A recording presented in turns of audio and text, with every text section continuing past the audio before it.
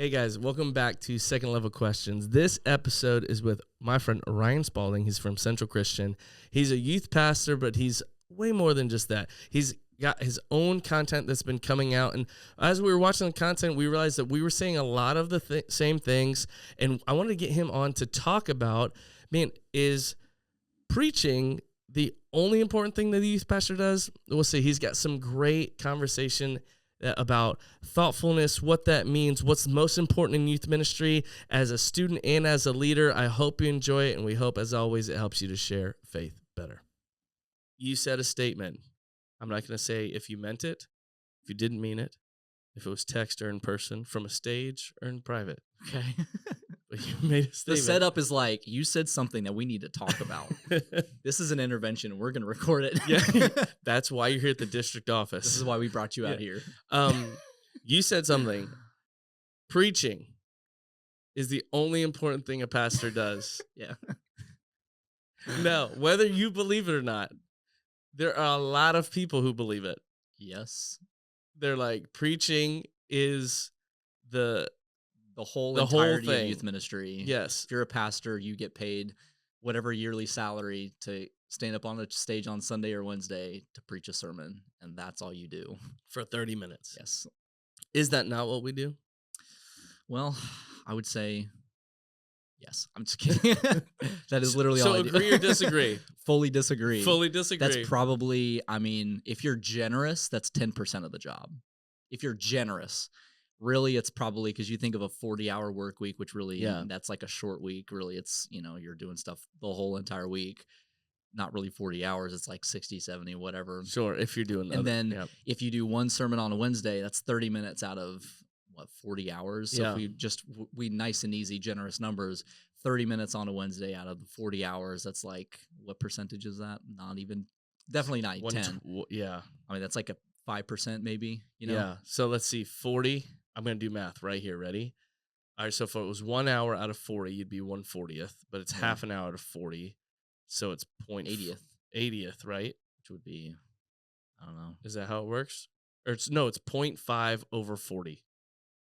Whatever that math is. Yeah. What's 1 out of 40? What's the percentage there? It'd be close to, I think close to 5, because if you double that, you're 80. You're almost at 100.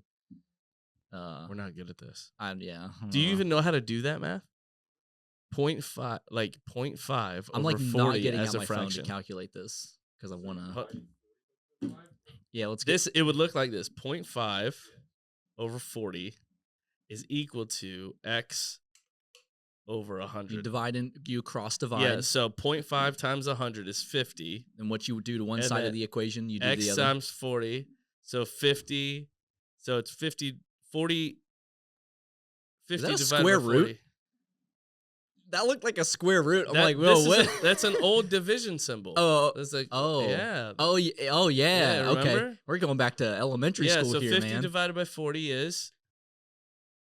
There's gonna be some student that's watching this is like 1.25%. So that's not even 2. You're not even 2% of what you do. Yeah. Now, if you're watching and you're like, that is terrible math, it probably is. The point is, that's why I'm a youth pastor, not a mathematician. It's not a big part of what we do. No, it's not at all. But on the other hand, that's like because you think of it like, granted, you should see your students more than just on a Wednesday or whatever night of the week that you meet for your gatherings. But a huge chunk of that gathering, probably a third of it, give or take, is that preaching part. So it's a big part that people see. Yes. And if they hear or not. Yep. The mics. And that's, it's a big part of it. And so a lot of what these kids are learning about God, it comes from preaching. And so I think it's one of those things where it's interesting. It's a dynamic because it's like not much of your time is doing that, but you have a lot of time for prep and stuff like that. But it is also really important because students do need to learn. It's not just like this, learning about God is not just a solo project. It is like let's do this together. I was just reading, actually our leaders are going through a book called Faith for Exiles. I don't know if you know that book. No, I don't. It's written by David Kinnaman and Mark Matlock. I do like Kinnaman. Yeah, so Barna, so they did, so the premise of the book, and I love the premise of the book. I read it back in 20, something like that. Okay. About a year or so after it came out. The Dark Ages. Yeah, the dark ages of. We don't have to talk about it. Everybody knows. So then, and the premise of the book is using statistics to figure out what were the key practices that students did in high school that kept them with the faith. Oh, after yes, it. yes, yes. I've So I I've seen him loved- break that down. I haven't read the Yeah, book, but I've seen him break yeah. that down. And Yeah. so I just thought that premise was so cool. And so reading through that and forget why I got onto that point. But Biblical literacy was big. Yeah. You were talking about preaching, how it does impact. Yeah, so that. like discipleship, because we were talking about that. Actually, that's like part of practice 3, that discipleship is not a solo endeavor. It's Yes. like the example I think Terry Parkman uses that I love is like watching an Instagram reel of a pastor talking. That's not Yes, discipleship. yes. You know, you learn a little cool bit, sure, but that's not discipleship. And we tend to think that's discipleship, but that's not really. So a big part of it is like, you know, you're prepping your sermon, you're giving your sermon, but then it's like, okay, let's discuss the sermon. And so like I tend to think of like my sermons in kind of the 3 kind of key chunks, which is, you know, you prep and then your delivery, but then discussion afterwards. Yeah. Because we flip flop every other week for us. Yep. We do a big one night on the first Wednesday, which is middle school and high school. And then the next week is discussion night. So we don't do worship, but then we do discussion after the message. Then the next Wednesday is like a, you know, quote unquote normal service and then discussion. And then, you know, so it's kind of like every other week is discussion. Every other week is like the I like that quote-unquote structure. normal. Yeah. So I think it gives a good balance of like giving students space to worship and to learn how to use that, like how to grow in that, but then also giving them space to discover and to process things, because you know, you can tell someone all day long something, but until they take time to internalize and process it, there's just a different level there versus just like, oh yeah, I heard a sermon, you know. When I was youth pastoring, we broke it down into 4 quadrants. So we called it interest, experience, process, and celebrate. Okay. And so my big conundrum when I was youth pastoring was I was like, this current model that everybody uses is like, we have so much time for games. You do a 15-minute, 20-minute sermon. Then you try and get them into small groups. And then you like do something fun to celebrate whatever. But you're trying to fit all that in like an hour and a half. And so then you're really bad at a lot of things. Yep. Right. Like you're not really good at any of them. Yeah. And so I was like, what if we broke those into chunks? Yeah. And we tried to get good at them in chunks. Yeah. And so kind of like the 1% rule kind of a thing. Yeah. So we tried to kind of like at one point that was our structure. That was our sermon series structure. Was the first week was about getting interested in the topic. We said, let's get interested in what God is interested in. Oh, okay. And then the second week would be an experience. So we try and creatively find a way to take that principle and do an experience. So sometimes that was like an event, that was a challenge, it was something.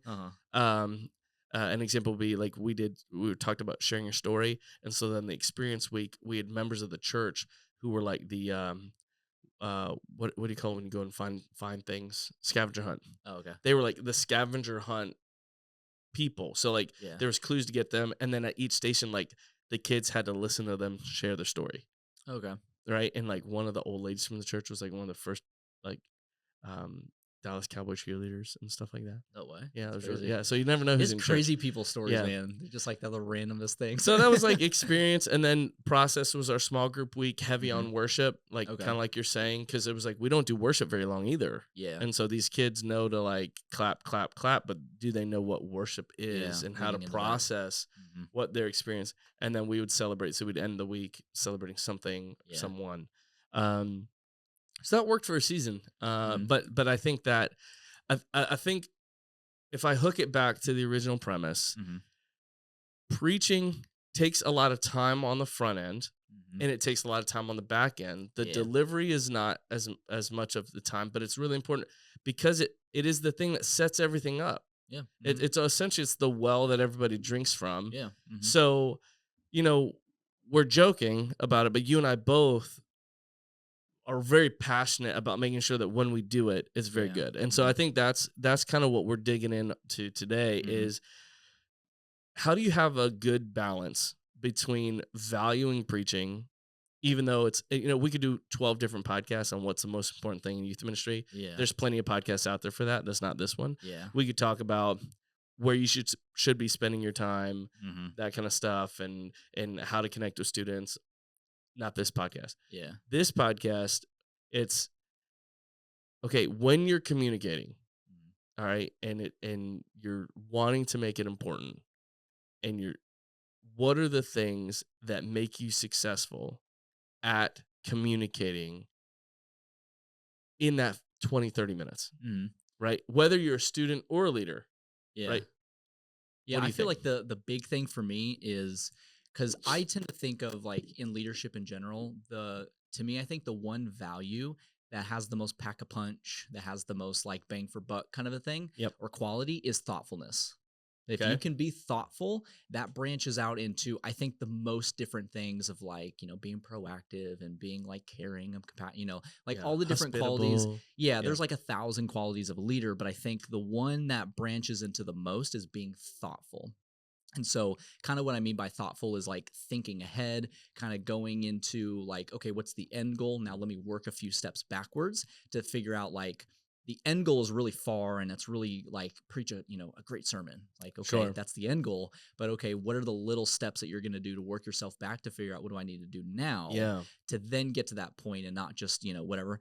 And so I think the key piece to the whole thing is just being thoughtful, and it goes all the way back to how you go about deciding sermons, sermon series, collections, the words you use for them. Yep. Like honestly, like I think interestingly enough, the way we've used the word sermon series for so long in church that I think it kind of becomes white noise. So I call them collections because it's just a different word, and it makes people go Ooh. like, "What do you mean? What's a collection?" Oh, Mm. well, it's a collection of sermons.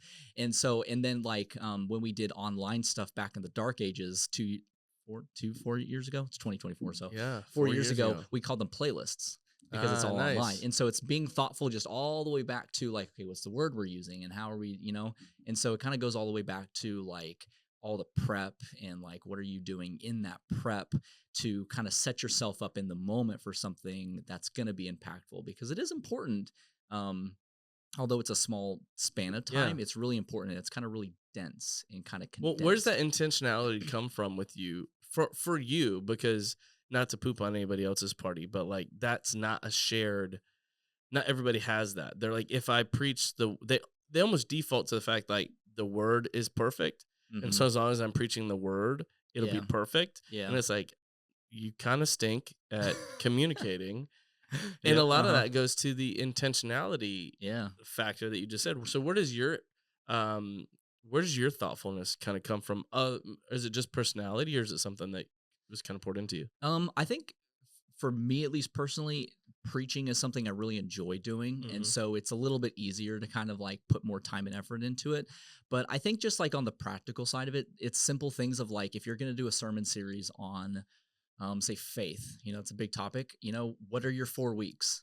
Plan those 4 weeks out Yeah. and even get a really rough outline of like, okay, week one, I'm going to talk about this. Here's probably my main story. Here might be a point or two that I might probably put in there. Week number two, here's what I'm going to put in it. Here's maybe a point or two, my big idea, maybe a story. And so it's kind of like making a really rough outline Yep. of the whole entire thing, because we've all been there. We're like, I'm going to do an 8-week series on faith or like fear or something like that. And you get 3 weeks in, you're like, I'm entirely run out of content. Yeah. I don't know what else I'm going to say at Yeah. all. I have I have nothing no faith left in in my tank. yeah. So like I have no idea what to say. And you're like, you promise this like 7-week thing on it. And it's like, well, okay, sorry, never mind. We're just gonna Who wants pizza? yeah, we're gonna pivot and tonight's gonna be just a fun night, Yeah. And so it's like planning out the whole thing. But I think one thing that I found to be really helpful, and this is kind of I think totally changed the game on me, is I don't put pressure on myself to like if I'm gonna come up with a collection or a series,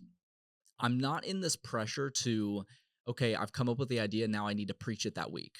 Like I've totally relieved myself of that pressure. I like to simmer on things. Yes. And Carrie knew how. I did get that from I did watch your videos. Oh, thanks. I did. So I did I love that you talk about where can they find your videos, by the way? We'll tag it, but Yeah, I'm on YouTube. I think it's just at Ryan Z Spaulding. I'm yeah. pretty sure I changed the name to that. They're really good. You talk about simmering on stuff for like years. Yeah. Like Mhm. the most recent series you just did in February. Yeah, which we just did our last night of it this past Wednesday. We did a Yeah. Q&A night. But the 3 weeks of it, I was going to do 4 or 5, but just kind of the timing, I was like, I don't want to drag this I out mean, and you stuff. don't want to talk about sex for 3 Yeah. weeks. Yeah. But it's funny though. It's crazy though. Kids like, because for instance, we talked about porn one night, and you would think kids are like, ugh, like awkward about it, but kids are just like, oh, okay. Yeah. Like they just don't, they're not phased about No. it, you know? But like that collection, I've been simmering on that for about 2 years or so. I'm not in this pressure to like, okay, I have a good idea. I need to go preach it in a couple weeks. Otherwise, like maybe I'm going to forget it or something. And so I kind of pulled that idea from Carrie Newhoff, who's Yep. like, let your ideas simmer. And so I Yep. kind of think of it like the things I'm thinking about right now, I'm probably not going to preach on those things for another year, maybe 2 years, but Yeah. they're constantly kind of in the back of my mind. I'm thinking through, and I hear this podcast here, I hear this sermon here, and they make this point, and they make that point. Like for instance, with this relationship series, there was one point. There's one topic I was going to preach on, and there's just like 1,000 ways you can approach it. And I just kind of like, you'd back and forth and you bounce around with like the way you want to approach it. But I saw an Instagram reel of somebody talking about this exact topic, and the wording that they use, I'm like, that's great. Yes. In 3 months, when I get to this series, I'm going to use that wording. So I had my note out of like relationships, week 1, week 2, week 3. And I wrote in that quote in that note, and it just let it sit there, and I just kind of simmered on it. And so I think we get into this like pressure of like, as soon as I have a good idea, I have to preach it that week. And it's like, well, if you do that, then what's going to happen in 4 months? Are you just banking on the fact that like you're just going to have this beautifully phenomenal idea in 4 months? Or it's kind of, I guess, it's the prep on the back end of like, okay, I'm going to let this idea simmer. I'm going to take some time to think through, okay, even to go as far as how can I make this series better? What extra things can I involve in it? And then as you have the ideas and you're like, okay, in a few months, we're going to hit this series. Leaders, what can we do to make this better? Here's my premise. Here's what we're going to talk about. How can we, and you collaborate, and there's just a lot more that can come from it when it's not just like every single week is brand new and I just heard about it last week. And there's kind of this, it creates extra pressure because you just don't have as much to kind of, which sounds bad, but to like fall back on. Like you just don't have as much like, okay, I'm confident that we're settled for a few months now. It's not like I have to like come up with something every week. Well, and you can apply that to any idea. Mm-hmm. Like we have as communicators, we have ideas all the time that we're trying to, make happen. Mm-hmm. But with students that we're coaching, they'll talk about, well, I want to do this thing, and my heart breaks for these people. That's, as campus missionaries, that's what we're like, all right, go send, let's do, what's your idea? How can we help you get there? And they're like, well, and I could do it next week. And I'm like, oh, hold on. Like let's think this through. Yeah. It's like right now we're in May. Yeah. Or not May, but like in my head, we're in May. Yeah. Right. It's February, end of February, like March is coming. They graduate in May. So in my head, I'm like, this school year's done. Yeah. So take the rest of the school year to set the structure for that. And something that you really reference in some of your videos and stuff is I think you're very good with creating a structure, number one, for your ideas to land. Because if you don't have a place for ideas to land, you forget. And that lets your ideas sit, and you can reference back, and then you can get something that you can add to it. Yeah. And then also having runway for those ideas to have the time to grow into something more. A lot of pastors are just so overwhelmed with their calendar that they don't, and not even pastors, even students, they're so overwhelmed with their schedule and their stuff. They're just trying to keep up. And it's like, if you're just trying to keep up, then you can't be intentional or thoughtful or creative, because you're like, okay, I got it. I got my homework done. Well, say, yeah, but like, have you even thought about which one of your friends you wanted to invite to go hang out at ice cream, to do the Devo with, to talk, that takes, I referenced this in another podcast, but, the Mark Batterson book, the thank you, please, sorry, thanks. Oh, okay. Great line. We said this with TJ, like, are you living life at a conversational pace? Yeah. Like, and I think that's a good point, Peter, because I had your experience not so long ago where I've been talking about, like, honesty. And that's been a big thing, and not being honest with myself, being honest with others, and how that might be even different than authenticity. And, I've talked to my counselor about it, and he was like, what's the difference? And I said, I think authenticity is not lying about who you are. You're being authentic. But then honesty is telling the truth. Yeah. And like, but it takes your brain 2 or 3 steps to get to that. And so now I've been sitting on that, and then Peter Reeves comes out and he's like, if your honesty is this whole thing where he's like, if you're honest, you don't care about tithing when you're amen in the preacher when he's talking about it. Yeah. You care about tithing when you write the check. Yeah. He's like, you don't care about homeless people when you're praying for them walking down the street, he's a you care about them when you walk in and you pray with them. Yeah. When you're and he has this whole like line that he goes, Yeah. if we're honest, and so Yeah. then that's the practice. But I'm not looking to preach that sermon next week. Yeah. But I picked it up from Jerry Seinfeld, his joke book. Mhm. Have you ever seen his bit on writing a joke a day? No. He said he would force himself to write a joke a day. Yeah. So he would sit down and he wouldn't take any meetings or anything until he wrote his joke. Yeah. He was like, there's some terrible jokes. Yeah. Which that reminds me too, because like when you were talking a second ago, like when people are busy and they're like, oh, I don't have time for it. Well, one, probably you do. You just fill it with a lot of other things that you don't need. Like first off, check your screen time. Yep. How much are you spending 5.5 hours? Yeah. How much are you spending on Instagram? How much are you spending let's on put TikTok? Jonathan on blast. What is your screen time right now? Oh, it's over there. When you last checked it, what was it? 8 hours. I'm usually hovering around 5 or 6. Yeah, I'm about 5 or 6. Yeah. So is that honesty or is that authenticity? He's being authentic. Yeah. But anyway, yeah, like what I was saying was, like one, you probably have more time than you think, but also there's this idea from this book called The 4 Disciplines of Execution. It's a book I read, actually, I think during COVID. The Dark Ages. The Dark Ages. I don't want you to call it anything else for the rest of your life. Not even this podcast. Yeah. And the people will be like, "You lived in 1500?" I did. You don't even know. The sicknesses were wild. Yeah, the plague. The plague V2. I lived through that one. And there's this idea of the whirlwind. Okay. And it's this idea. So I break it up into how I kind of think of it now is more of like you're being busy versus being productive. And busyness is kind of like you think of maybe a house. So like busyness is keeping it clean, mopping the floors, vacuuming the carpet, making your bed. It's all things that are necessary just to make it to another week. So in a church setting, it's all the things that get you to another Wednesday. Mm-hmm. That's your busyness.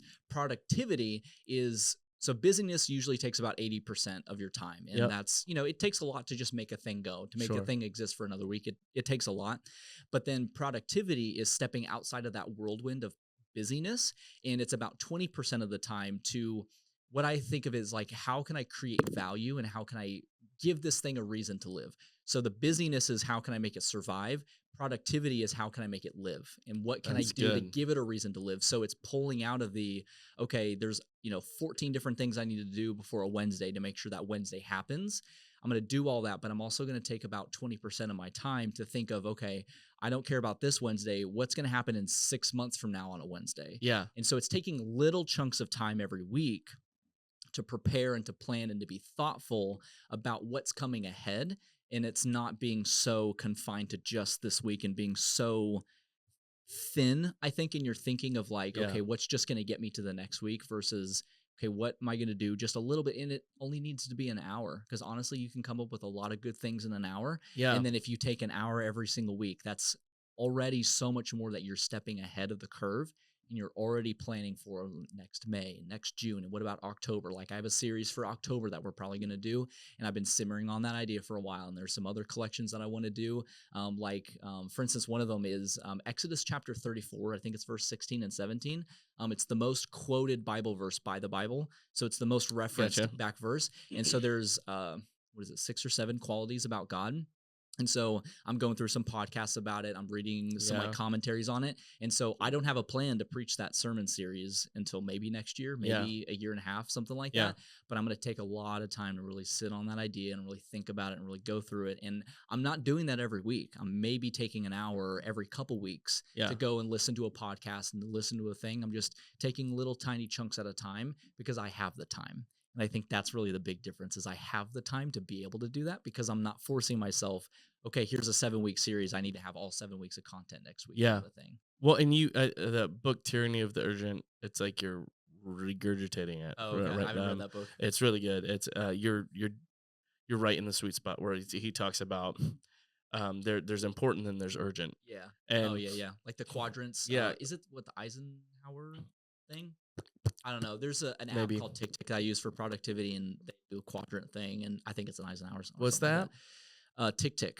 TickTick. Yeah, MKBHD uses TickTick, and that's how I found out about it. TickTick. What? Yeah. I don't know the words that you just said. MKBHD. Do you not know MKBHD? What is He's that? Like the tech YouTuber guy. Really? He shoots his YouTube videos on a cinema camera. He shoots an 8K. Oh, wait. You know- Is that the He's the black kid. yeah, tallish. Yeah, really tall. Yeah, okay, yeah. So I've watched his stuff on like the Tesla He trucks is and all that like stuff. the tech YouTuber. Yeah. And he used an app called TickTick, and I heard it from a video one like years ago, and I was like, okay, that sounds fun, and I just like it, and I just use it. But it has like the quadrants of like the urgent, important, not important kind of thing. Yeah, so it may come from that same concept, and I think what you're talking about in having those two things and giving yourself time to kind of be more creative and allow to add life to something is so healthy, because it keeps you from getting stagnant. It keeps you from getting just caught in the weeds.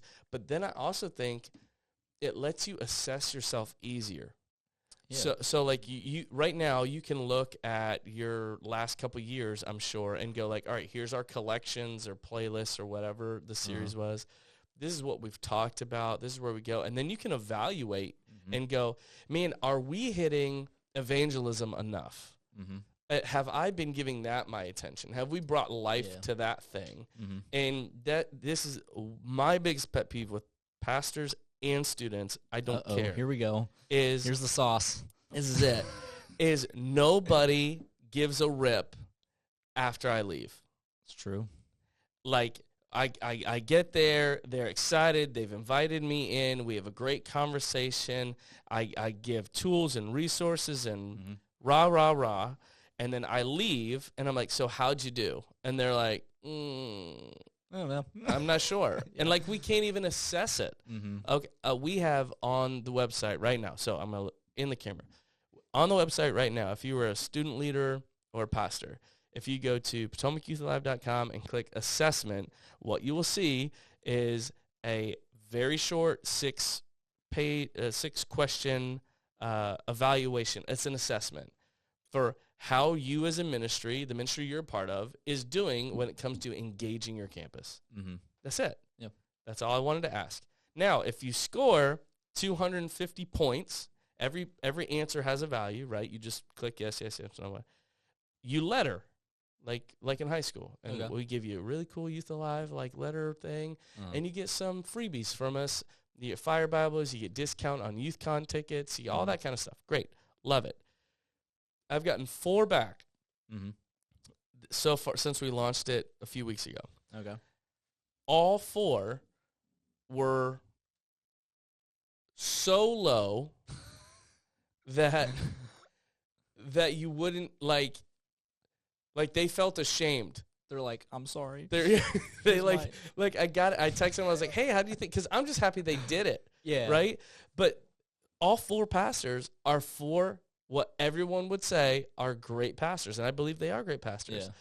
But do you? I'm just kidding. Yeah, they're great Honesty. pastors, but they haven't been as thoughtful as they could have been. Yep. They haven't been able to look at their whole year and go, okay, let's sit back for a second. Our year isn't from January to December. Yeah. It's from August to May. Yeah. That's our school year. How are we prepping going into the year? How are we resourcing in the winter months? How are we celebrating in the springtime? Then the summer is your galvanizing time where you rally the troops. Your kids are free. That's when you can do some mission trips. But man, are those mission trips, are they focused back to what we're going to do the next August? Or are they just these random things? And I think as pastors, we can just do all this random crap and then be Tell it like it is, man. And like, look at us. And students, the same thing. Well, I'm a part of cheer, and I'm a part of this, and I'm a part of that, and I do all that kind of stuff, and it feeds our pride, and it feeds our ego, and it's just busyness. None of it's important. Yep. And then we're like, well, why isn't God using me? Yep. Because he's shouting over all this noise, and even stopped long enough. I love the way that you said that, to give it life. Yeah. Like, you can do a lot of stuff and to feel lifeless. Yeah, because like that's what I'm thinking of, like right now in like our youth ministry of like, okay, there's a lot of things, technicality that are happening and that we're doing, but is it really feeding into what we're trying to do in the next 3, 4, 5 years kind of a thing? Is this actually building on something that we're trying to accomplish in 5 years? Because like kind of back to like that house picture, like busyness is like cleaning the house and stuff, but productivity is more of like, okay, what are we going to do to renovate the house? How are we going to, spice up the kitchen and make it look better? And are we going to add a bathroom, add a room kind of a thing? But those are things that like don't happen over a weekend, and they don't happen. It's not like you have to like take a whole week out of your life to like plan, like, what are we going to do? It's just little hours and little moments here and there. And it's stepping outside of that whirlwind to then go, okay, let's think for 30 minutes. What can we do for this collection that we're doing 5 months down the road? What's a quick idea that we could do to make it more than just, hey, show up, here's a sermon, go home. Yeah. Like it honestly, and I think a lot of times too, some of that stuff is just like, you could probably come up with a pretty good idea in 30 minutes. Like it really doesn't honestly take that much time. Hard. Like it's just now putting it into place and practice. Yeah, that takes time, and that's where the work is. But like at least having an idea of like, okay, this is going to be more than just a simple thing of just another Wednesday or another, whatever night you meet. But it's like, it's just taking those few extra minutes and those few extra little bits of time to like, okay, how can I be thoughtful about this? Whether it's in the plan of how we're going to do the night, but also like, how am I going to communicate to students, and how am I going to, what's the words I'm going to use, and how are we going to think through a way to condense what we're trying to say, and like to make it pocketable, to make it really, maybe like the alliterations, like the classic pastor example kind of a thing. Like, how are we going to do that stuff? How can I say this better? How can I, we joke around in the car all the time where we're like, we'll say a funny line. I'll go, you know what, let's drill down deeper on that. Like, it's just as a practice of, is there better language for that to make it just a touch hookier? Maybe that's not the right word to use. A touch more like a hook. But it is easy to get caught in a structure of a thing, and to sit back in the dark ages, we were helping a church connect with a you lived in 1500? Yeah, no way. 15, 17. This man's so old. He looks good. What's your skincare routine? Puerto Rican. So we were helping a church connect, and the school had a theme of kind of like lemons out of making. We've been served lemons in the dark ages here as a school. We're gonna make lemonade. We're just gonna do our best. So you could go and you could give money to the school. You could do whatever, but we did what you're talking about. We're like, all right, let's just take a minute. Like, what's something maybe creative? How can we add a little spice to this? And we got the local ice cream store to make a lemon flavored ice cream that they turned into like kind of like root beer floats, but like a lemon float. They took some kind of soda and made it like, and they tasted really good. And then they took that to the teacher appreciation thing. And so it was specific to them. And this whole story, the point that God's been revealing to me lately is, when we follow God's calling, really, a lot of times it's so much more specific.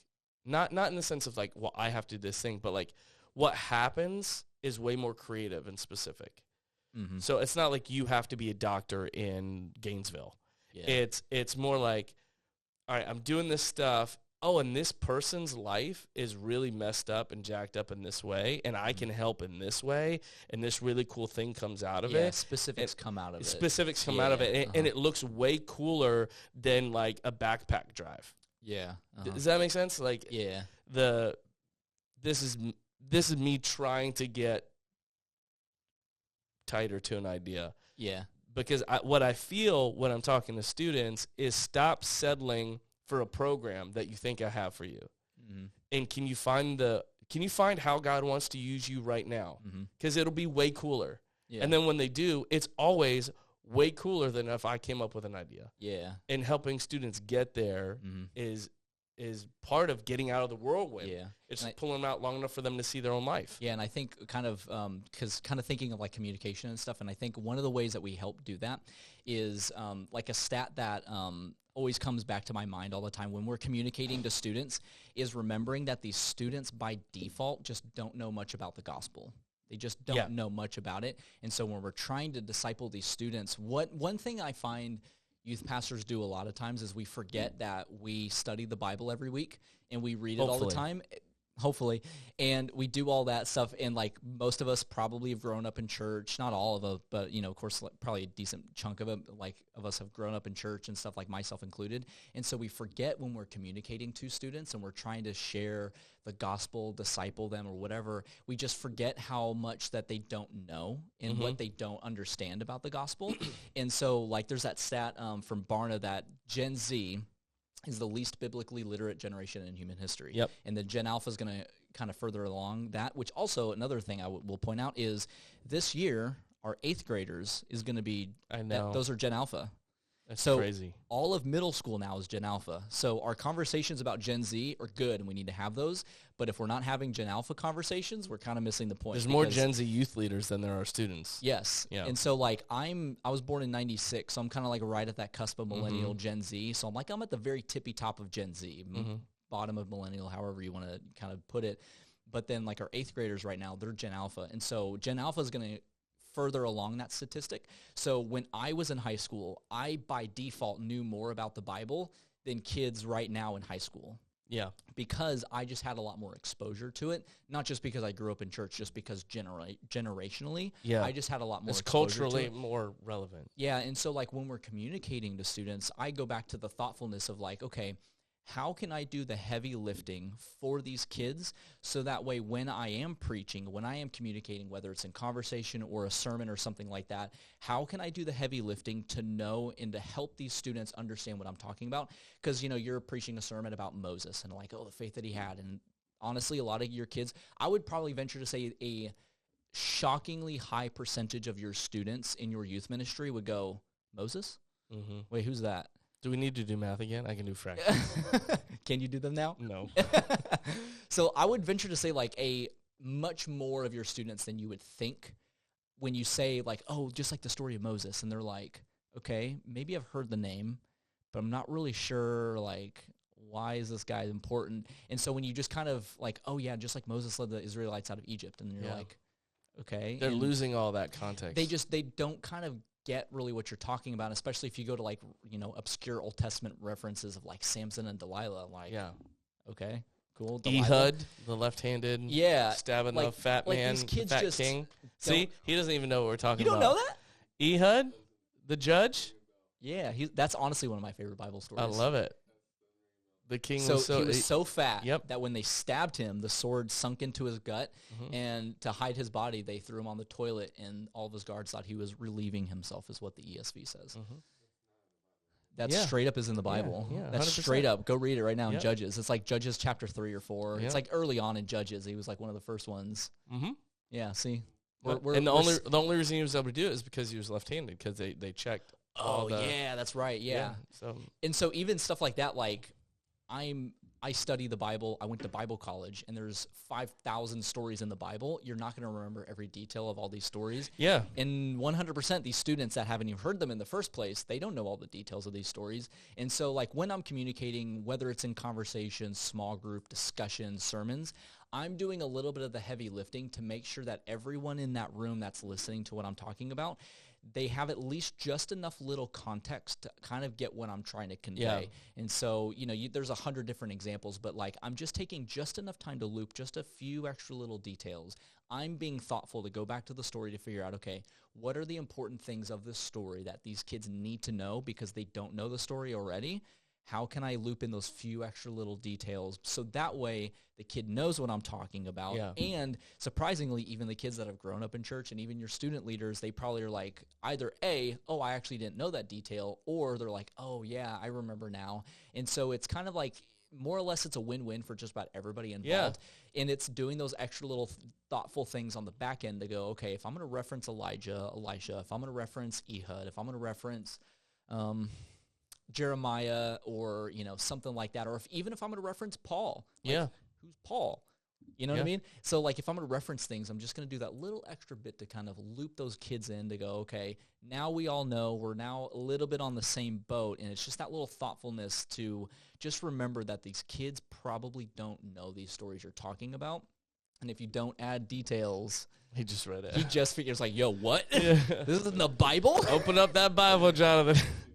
So do we need to have an intervention with you about reading your Bible? Yeah, the Biblical literacy. Biblical literacy. That next podcast, we sit down with Jonathan for Biblical Literacy 101. To that point, though, and this is something that God's been challenging me on. And all right, so this is a what do you call them? I call them small thoughts. So like, here's a thought. So help me. Or sticky note, sticky thought. Sticky note. Well, we do sticky notes. Yeah, So help me flesh this out. Okay. I have been so driven by goals, and use that term. That's what piqued my that word for me again. Okay. That how I communicated was like, man, let's rally to this goal.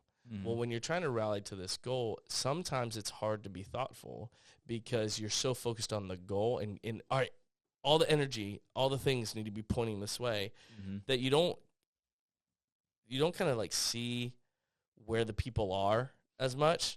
You know, I think about like one time I was at my friend's house and we were going to watch the game, the Super Bowl, and his team, and Jonathan does this a little bit too. He loves the Steelers, and so like we'll watch the game, and Jonathan is so locked in on the game. Yeah, he's like, that's the goal. Yeah, that like he misses the people in the room. Sometimes, right? And it's like, well, no, that's like they can't fall in love with the Steelers if you're so in love with the Steelers that you're not helping them fall in love with the Steelers, right? Like if you're watching and you're like, oh, this is what they're doing, and you're bringing them into the thing, that's what thoughtfulness looks like in real time. And so when it comes to preaching, communicating, if it's a student, I've been talking about like goals should max out at hopes. Because once goals become these immovable things that we have to get to, then our pride and everything rises and falls on whether or not we get there. Yeah. Right? If I want to have 120 kids at your youth group, that's okay to have that as a goal, but it should max out as like a hope in your. Yeah. If it doesn't happen, that's okay. Because there's so many more things that are important and thoughtful. Thoughtfulness can have a way in them. So it's like you're talking about bringing students along biblical literacy.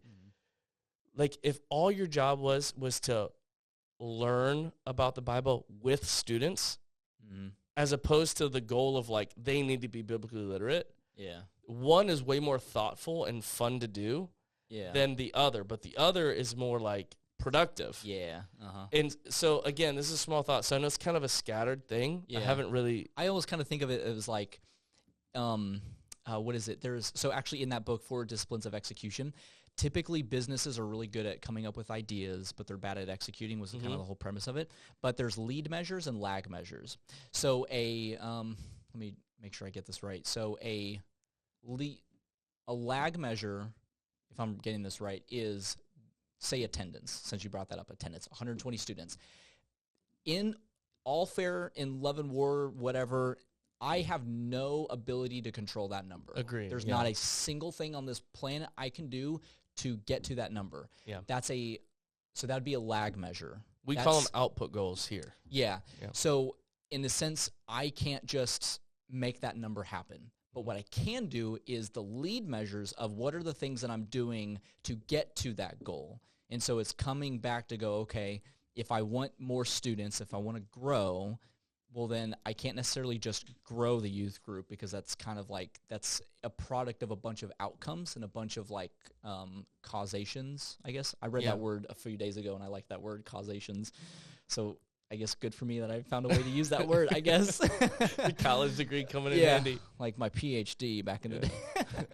Oh my God, that just totally, I lost my train of thought on that one. But so like we kind of what you're, you have lead and lags. Yeah, so your lead and lag measures, and you can't control that, but what you can control is the little things that kind of what you're talking about with hope is like giving people a reason to be excited about that thing, and that comes from those little small interactions of like, hey, let's do a Bible study, and let me show you how I study the Bible. Let me show you some of these things, but now let's practice it together. So kids, they're like, oh, wow, this is really cool. Like, I learned something about the Bible, and it gets them excited, and they do it, and it's like, wow, this is really cool. And then they invite their friends, and they do this other stuff. But it was the lag measure was how many students came. The lead measure that you could measure and actually, or the phrase he uses in the book is the things that you can directly affect.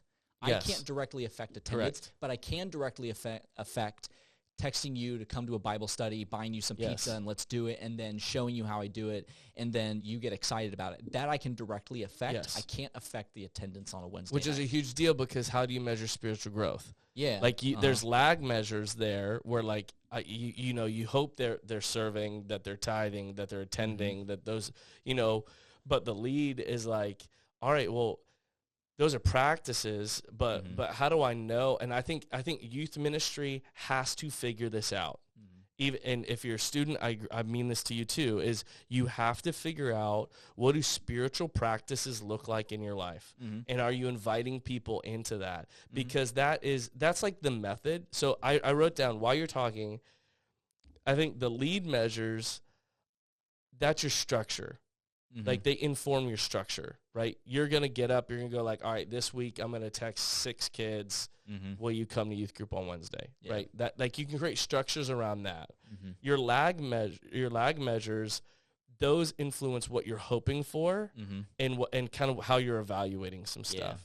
But then there's a whole part that I think we miss, which is the method in the middle that is never changing. Yeah. And I think that's where I think you've brilliantly kind of like hopped out of the whirlwind and talked about bringing life to it, because it's like that part, that method is what we get to invite God into. Yeah. And so I'm always going to be thoughtful with the person in the room. I'm always, and those things they're timeless. They don't change. So like the leads might change, the lags might change, and we're going to be working on that stuff. It's good. But I'm going to hold those hopes with an open hand, and I'm going to be present and let God work in me with these students. And that is so hard. I'm 32 years old. I wish I would have got this when I was 22. Yeah. But I didn't. I was so focused on being a good leader and communicating well and being the best speaker I could be and fighting for those goals that I got caught in a whirlwind that I made. Yeah. And then you get a whirlwind that the life makes, and then you've got multiple whirlwinds. It's like, dang, I'm really passionate right now about pulling out of all that. Since you're talking about like the method and stuff, here's one thing that I learned recently that has totally changed the way I think about I love it. So many things. This is going to be the short right here. So I pulled this from a podcast that I was listening to from Elevation Youth. They do these development on demands. Tim Summers said this. And for me, I get into planning paralysis is what I call it, because it's an alliteration. That's what I'm required to do. By law, I'm required to alliterate things. Yes. Comes with your credential. It's on the back. Yeah, they say in little small print, they're like, if you don't alliterate things, we will come for you. Yes, this goes away. You're. So planning paralysis is what I get so caught up on with like youth ministry and things in life, is like, what's the best strategy? Because there's 4 billion strategies to do the same thing. Yep. Like there's 4,000 ways to do the exact same thing. And what Tim Summers has said, and this has totally just changed the way I think about this, is we get so like caught up in the strategies and which one's the best and whichever, and it causes all this like decision fatigue, and it causes like a million different side effects. But the best strategy is the one you commit to. Yes. And that just like totally blew my mind, of like, because I think of it like, I've found this to be the case so many times, where you can take 2 people that have entirely different ways of doing things, strategies, plans, methods, all that sort of stuff, but they have the same goal and they both get there. Yeah. And I'm just like, why? Yes. That's so confusing to me, and that's so frustrating, because I'm like, well, what's the best one? And well, we could do this and we could do that, all this stuff. Efficiency. Like, and so I'm thinking a billion different things, but it just, whether they realize it or not, but the best strategy is just the one you commit to. Yeah. So just pick a strategy, commit to it, and you'll get there.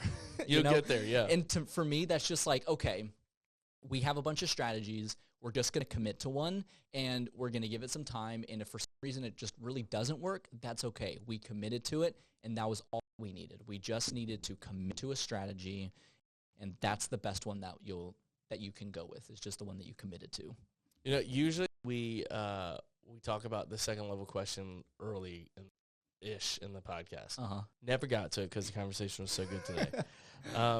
But I'll ask you one to kind of close the podcast. Then. Okay. If you're honest with yourself, and you're talking about, really, we're talking about how we communicate in a lot of areas of our life, and I just am hovering on the initial idea of thoughtfulness. Yeah.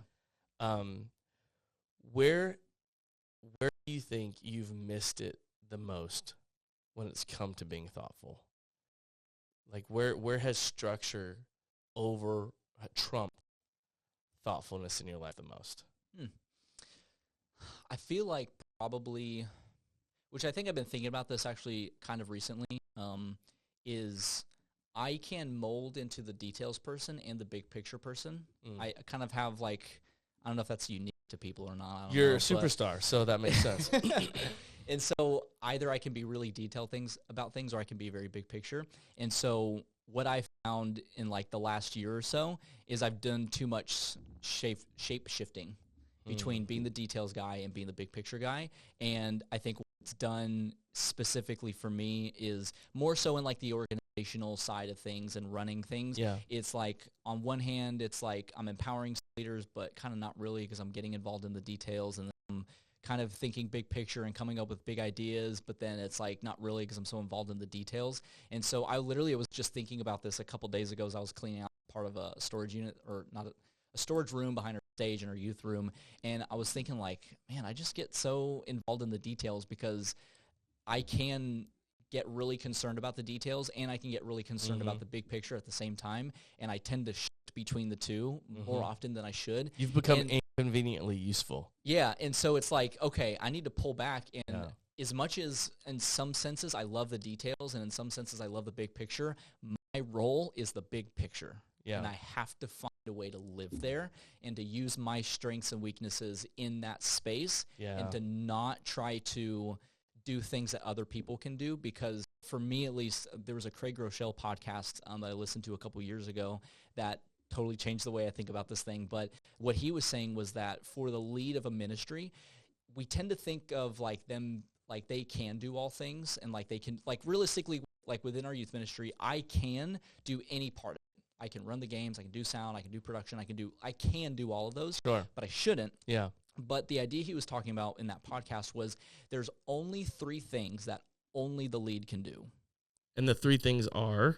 So he said in his podcast, Craig Rochelle, he had said that the 3 things that only the lead can do is cast vision, develop leaders, and the main bit of teaching. So those are the only 3 things that only they can do. So for me in my role, the only 3 things that only I can do is cast vision, develop the leaders, and the main bit of teaching. Everything else someone else can do and should do. Yes. Everything else. And so the more I get myself into the weeds of the little things that other people can do, the more I end up weighing, like the scale of things that I do and should be doing get weighed more out by, well, more time gets taken up by the things that I shouldn't be doing or don't need to do than the things that I have to do and the things that I can only do, because like my leaders can't cast vision per se. They can't do the things. If they did, that would be out of alignment. Yeah, and so the more I bleed into the details and the more I try to take on those things, the less time I then have for the things that I'm supposed to do and that I need to do. And there's, a whole bunch of different I resonate so much with that because I've had a similar issue, and I would get all caught in the details because it makes me feel good about myself. Yep. I get to be the helper and the savior. You're the guy that can do 4,000 things. Yeah, jack of all trades. Yeah, jack of all trades. Jake, show me a Coke. All right, we'll go to lunch. But it does. And how many pastors I talk to, and I'm like, they're stressed because it's Tuesday and they don't have their sermon written. Yes. I'm like, so what? And then we start talking about what they did throughout the week. Yeah. And they're like, well, I went to lunch with the pastor and we talked about the building plan, and watched some YouTube videos, and I went over here and then we painted the kids' church wing of this or whatever, and I'm like, that has. Yeah, it's like busyness versus productivity. Yes, exactly. It's like there's a lot of things that can fill your time that feel busy and that just keep the thing going and just existing for another week. And it's not the productivity stuff that like, okay, will exist for another year because of the things that I'm doing. And it's so easy. It's harder to wrestle with the thoughtful things. Yes. Than it is to do the busy things. Yeah, those are easy. And that's very easy to kind of get caught into. And so I have seen myself getting run over that same issue where it trumps it. And I don't think it's uncommon. I think a lot of guys have it. A lot of students have it. Yeah. Where you get caught into doing so much stuff. I think that's why camp is so important. I think that's why altar times are so important. Winter retreats, all those times. That anytime you can take a student, basically grab them by the face and go like, slow down. Yeah. You know, like the image, like you said, take them out of the whirlwind. Yep. Look at your life. Yep. What is important? What matters to you? Yep. Now, do your methods and practices match that? Yeah. And I do the same thing with youth pastors, right? I'm like, slow down. Take the assessment. Yep. You say evangelism matters. You want your students to be sharing their faith. Yep. Is it important? Yes. The proof's in the pudding. What are you doing? Yep. I'm not even asking if it's successful. Yeah. Just are you doing something? Are you invested? Yeah. In that thing, or are you busy for without being busy? So I'm gonna steal your lines. I'm gonna steal your ideas, and I'm just gonna say I just bring thoughtfulness to the table. That's what I'm gonna like. I'm use it as a cop out. Yeah.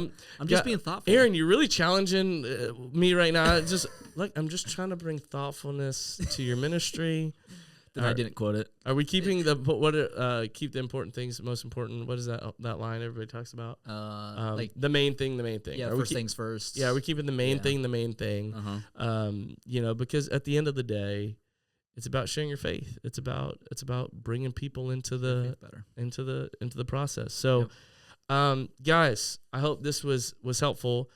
Ryan, do you mind praying us out? Yeah, sure. Thanks, brother. Well, Lord, we thank you for a day that we get to just chat about, a whole bunch of different topics and ideas and communication. And then, Lord, I pray that as people listen to this podcast and as they engage in this, Lord, that we would be able to take time to be thoughtful about the way we're communicating to students, to be thoughtful about the way we're leading, whether it is our students or leaders or ourselves, and that we would take some of these principles that have been around for thousands of years and we're just re-saying them in a different way that makes sense for ourselves. And Lord, I pray that we would be able to learn something from this and that we would use something from this podcast. Maybe it's one or two things and get that 1% a little bit better this week and help students understand what you look like, how you work, and how you're working in their lives, and that we can look a little bit more like you this week and talk a little bit more like you this week.